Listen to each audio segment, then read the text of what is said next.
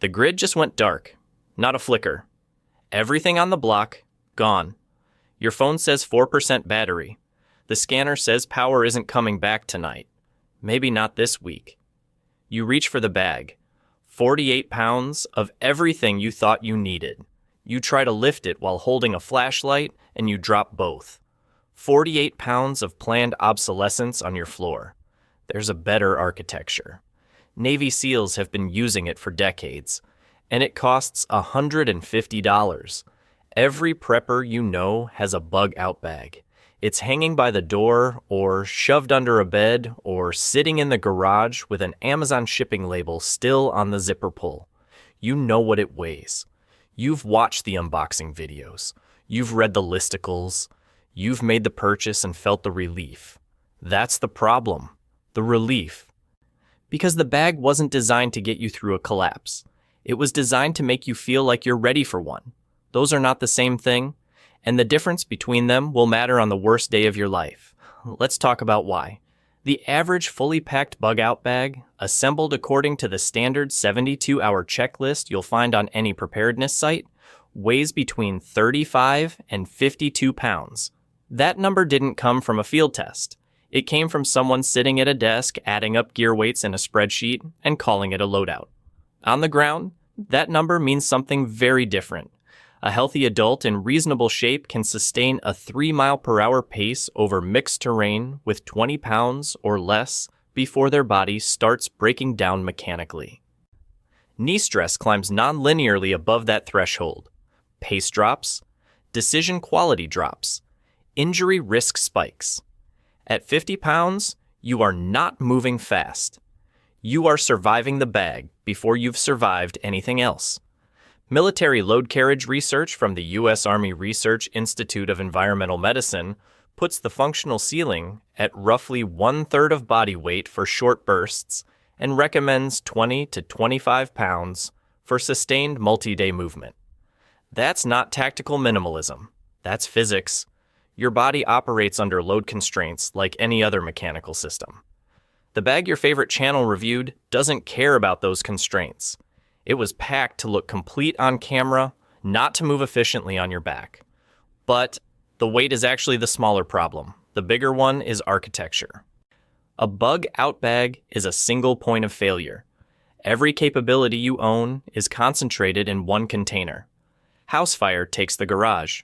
Gone. Vehicle fire while evacuating. Gone. You drop it crossing a creek and the current grabs it. Gone. The preparedness industry built a product that collapses your entire survival capability into one object and then told you that owning that object meant you were prepared. It's not preparation. It's the illusion of resilience wrapped in a product form factor, and the 72-hour framing makes it worse. That number is marketing, not operational doctrine. Emergency management agencies settled on 72 hours because it gave municipalities a planning window for deploying rescue teams. The assumption baked into that number is that help arrives. That cell towers work. That government coordination happens in real time.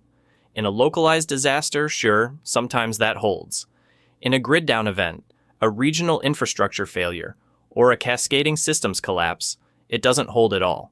72 hours isn't a survival window. It's a shelf life claim stamped on a product that needed a number to feel credible. Look at what actually happened during Hurricane Katrina. Power was out for weeks across entire parishes. The Superdome became a holding pen, not a rescue point. FEMA took 5 days to get water trucks to the convention center. 5 days. For water. In a major American city. After the Maui wildfires in 2023, residents in Lahaina were displaced for months. The grid didn't flicker back on in 72 hours. The grid was gone.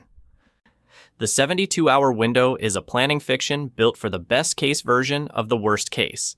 It has almost nothing to do with what happens when systems actually fail. Now here's where the damage gets psychological, and honestly, this part matters more than the weight or the architecture.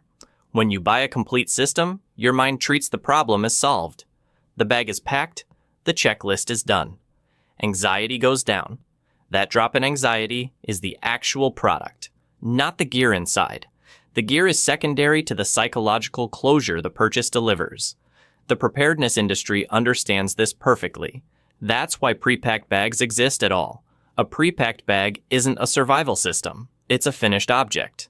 And completion kills the cognitive engagement that keeps you actually thinking about failure modes, actually stress testing your plans, actually rehearsing scenarios in your head while you're driving home from work. That ongoing engagement is what real preparation looks like. It never feels finished. It keeps asking uncomfortable questions. What happens if I lose this? What breaks if that doesn't work? What's the layer underneath? A bag has no layer underneath. It is the only layer. And when it fails, you're not just out of gear. You're out of ideas because you stopped thinking the day you zipped it shut. I've talked to people who went through the Texas ice storm in 2021. The ones who had bug-out bags said the same thing. They grabbed the bag, and then they stood in their kitchen trying to figure out what to do next. The bag didn't have a plan inside it. It had objects. Objects without a framework for using them are just weight. The people who fared best weren't the ones with the most gear. They were the ones who had thought through scenarios, distributed their resources, and practiced making decisions under stress. Their preparation was a posture, not a purchase. So the question every serious prepper should be asking isn't what goes in the bag. It's why are we solving a multi-tier problem with a single-tier product? The answer doesn't come from the preparedness industry. It comes from people who operate in environments where the wrong architecture gets measured in body counts. Navy SEALs don't use bug-out bags, not because they skip emergency planning, because they understand what happens when a single-thread system snaps. So what do they use instead? And why haven't you heard about it until now? Operators don't carry a single pack. They run a system. And the distance between those two words is the distance between a thread and a net. Military doctrine calls it Echelon staging. You distribute your capability across 3 independent tiers. Each tier functions completely on its own. Losing one tier hurts you, but it doesn't wipe you out. You lose a layer, you step down to the next one and keep moving. That distinction matters more than any piece of gear in any bag, because real emergencies don't hit you once. They hit you sequentially. The power goes, then the roads clog, then the stores close, then your car gets stuck, then you realize the gas station 2 miles away doesn't have a manual pump override. One thing after another. A tiered system absorbs those losses one at a time without collapsing. This isn't theory. Wilderness search and rescue teams in the Pacific Northwest have used tiered staging for years. They don't send their people into the backcountry with one pack containing everything. They distribute essentials across body, belt, vest, and pack. If a pack gets lost during a river crossing or a fall, the operator stays functional. The same logic applies to your life, your house, your car. You just haven't been taught to think about it that way because nobody profits from teaching you. Let me walk you through each tier. Tier 1 lives on your body. Always. Not in a bag, not in the vehicle. In your pockets, on your belt, clipped inside your jacket. This is the layer you should be wearing right now, today, while you're listening to this. A tourniquet, either a rat's or a cat, about $12. A Bic lighter and a couple of waterproof fire cubes. A small fixed-blade knife under 3 inches. A single-sided razor blade in a wallet sheath. $200 in mixed small bills, because ATMs don't work when the grid is down, and card readers are just expensive paperweights. And a fully charged battery bank the size of a deck of cards. That's it. That's the whole tier. Total cost, roughly $35. Weighs under a pound. And if every other thing you own burns to the ground tonight, you walk out of the disaster with fire, a cutting edge, cash, and the ability to charge a phone. You're not a refugee, you're still operating. Tier 2 is your vehicle layer. This one stays in the car, pre-staged, always packed, never borrowed into the house for weekend camping trips. You touch it once to build it, and then you leave it alone. This is your 24-hour independent operation kit. A 1-liter water filter like the Sawyer Squeeze, $15. 2 days of calorie-dense food. Think nut butter, single-serve packets, rice cakes, a few protein bars, $12 at any grocery store. A compact emergency bivvy rated to -20, $8. A basic trauma kit with a pressure bandage, 2 chest seals, and nitrile gloves, $20. A laminated sheet with copies of your critical documents, your ID, insurance cards, a handwritten list of the 10 contacts you actually need if your phone dies, a small headlamp, and a spare set of batteries. Total cost, about $65. Everything fits behind your seat in a soft cooler or a small day pack. If you have to leave on foot, you grab this and you've got a full day of independent operation with shelter, water, food, and medical. If your vehicle burns, you still have Tier 1 on your body. And then there's Tier 3. The home cache, you don't carry this one. You don't move it unless you're evacuating by vehicle with time to spare. It lives in a sealed footlocker or a waterproof tote in the corner of your garage. 2 weeks of shelf-stable food built from grocery store staples, not tactical packaging. Water storage and a gravity filter. Redundant fire tools, because redundancy is the whole point of tiered thinking. A hand crank emergency radio that doesn't need batteries or a cell tower. A quality fixed blade and a folding saw. Basic heirloom seed packets for 5 key vegetables, for scenarios that stretch past weeks into months. $50 builds a functional starting cache if you buy commodity items and skip anything with tactical branding on the label. Add $20 a month and it compounds quietly in the background. This is the tier you never touch unless everything above it has already failed. 3 tiers, $150 total.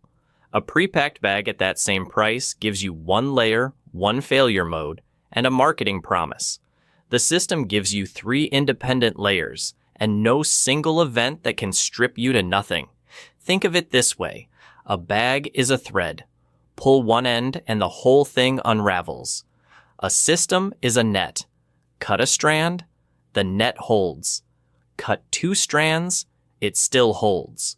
You'd have to sever every strand at once to lose function entirely. Real emergencies don't work like that. They degrade you 1 loss at a time.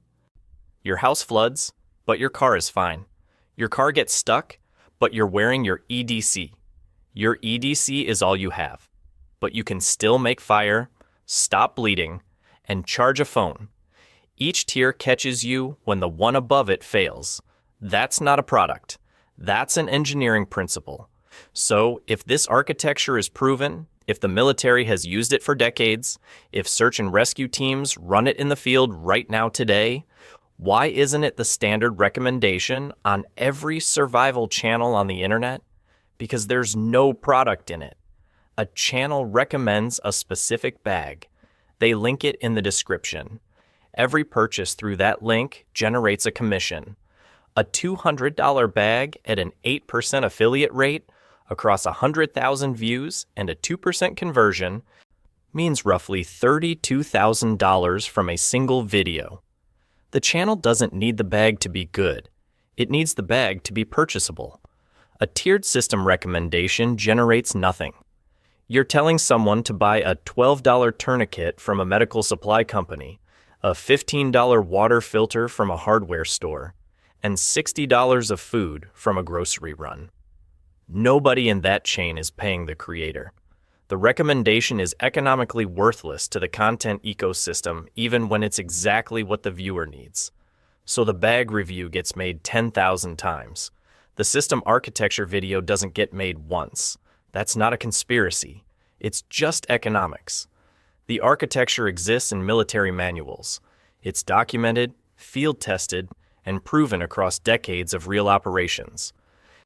But it's never trended because there's no affiliate link at the bottom. The same dynamic plays out across every preparedness vertical. A battery that lasts decades gets quietly buried because the company needs you back in 5 years. Insulation that outperforms down by a factor of 4 stays niche because the apparel industry needs you buying a new jacket next season. A decentralized radio network that requires no subscription stays underground Because telecom can't charge monthly for something you own outright. The mechanism is always the same. A permanent solution is a revenue problem for every company in the supply chain. A tiered cash system solves your emergency preparedness permanently. One build, maintained incrementally, functioning indefinitely. That's not a customer. That's an exit from the entire ecosystem. And exits don't get marketing budgets. But the exit is open, right now, this weekend. You don't need a surplus store. You need a hardware store, a grocery run, and 45 minutes of your time. Start with Tier 1 because you need it before you need anything else. A cat tourniquet, a Bic lighter with a few fire cubes, a Morikniv companion, an Anker PowerCore Mini, and 200 in mixed small bills inside a slim, waterproof wallet. $35 to $40. This layer goes on your person today. Not when the emergency happens, not when you get around to it. Today. The whole point of Tier 1 is that it's already on you when the thing you didn't expect happens at the time you didn't plan for. Tier 2 goes in the vehicle this weekend.